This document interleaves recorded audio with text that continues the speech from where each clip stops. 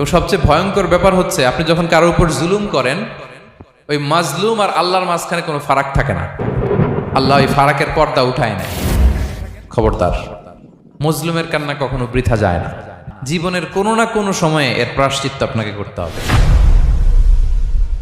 জীবনের কোনো না কোনো সময়ে এর প্রায়শ্চিত্ত করে আপনাকে মরতে হবে। বিষ্ণু ইসলাম আরো ভয়ঙ্কর কথা বলেছেন। তিনি বলেছেন, মান যালামা কিদা শিবরিন মিনাল আরদি তুবিকাহু মিন সাবঈ আরাদিন। কেউ যদি জুলুম করে তার ভাইয়ের 1 বিঘত পরিমাণ জমিন খায়। 1 বিঘত চিনেন তো? এই যে আমার এই আঙ্গুল থেকে এই আঙ্গুলটা, এটা টান টান করলে যতটুকু জায়গা, এটার বলে 1 বিঘত। শিবের আরবিতে বলে শিবের।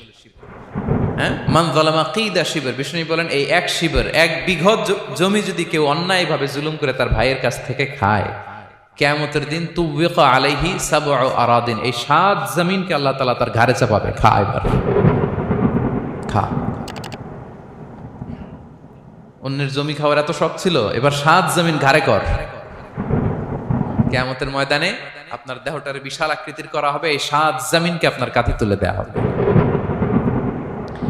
এজন্য আমরা অন্যের রাইটস, অধিকার যেন নষ্ট না করি, কারো উপর যেন জুলুম না করি, কোনোভাবেই না। আমরা নানাভাবে এই জুলুমটা করি। আমরা প্রায় দাদার সম্পত্তি থেকে ফুফুদেরকে বঞ্চিত করি, বাবার সম্পদ থেকে বোনদেরকে বঞ্চিত করি। হ্যাঁ, নিজের ভাই আরেক ভাইকে, আপন ভাই ভাইকে বঞ্চিত করে, জুলুম করে। এরকম দৃশ্যপট আমাদের সমাজে আছে না নাই বলেন তো? কিয়ামতের দিন আল্লাহর সুপ্রিম কোর্টের কাঠগড়ায় হিসেব দিতে হবে। আর এই জালিমদেরকে আল্লাহ তাআলা পছন্দ করেন না। এবং সবচেয়ে ভয়ঙ্কর ব্যাপার হচ্ছে আপনি যখন কারোর উপর জুলুম করেন, ওই মাজলুম আর আল্লাহর মাঝখানে কোনো ফারাক থাকে না। আল্লাহ ওই ফারাকের পর্দা উঠায় নেয়। বিষ্ণুই বলেন, ইত্তাকি দাওয়াতাল মাজলুম, তোমরা মজলুমের বদদোয়াকে ভয় করো, খবরদার। কারণ ফাইন্না লাইসা বাইনাহা ওয়া বাইনাল্লাহি হিজাব, তার আর আল্লাহর মাঝে কোনো পর্দা থাকে না। দোয়া করলেই ওটা আরশে যেয়ে কবুল হয়ে যায়। আল্লাহ তাআলার চারিপাশে অনেক পর্দা আছে। কেউ কেউ বলে 70,000 নূরের পর্দা। 70,000টা সহিহ হাদিস দ্বারা সাব্যস্ত না, কিন্তু অসংখ্য অগণিত পর্দা। এবং পর্দাও এটা নূরের পর্দা।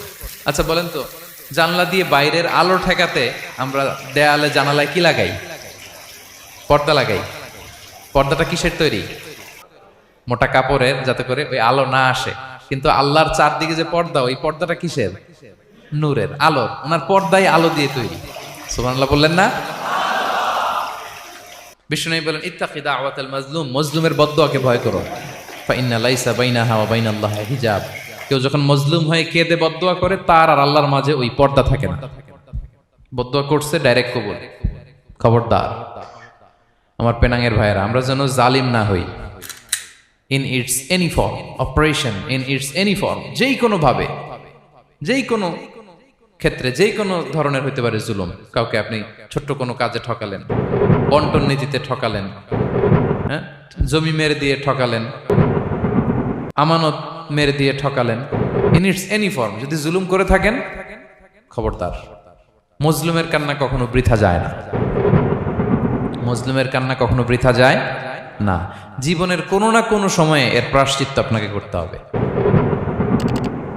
জীবনের কোনো না কোনো সময়ে এর প্রায়শ্চিত্ত করে আপনাকে মরতে হবে। তাহলে কোনো বিশ্বাসী কি জালিম হতে পারে? কারণ ইন্নাল্লাহা লা ইউহিব্বুল যালিমিন, আল্লাহ তাআলা জালিমদেরকে পছন্দ করেন না। ভিডিওটি আচ্ছা লাগলে লাইক কমেন্ট শেয়ার, পারলে চ্যানেলটি সাবস্ক্রাইব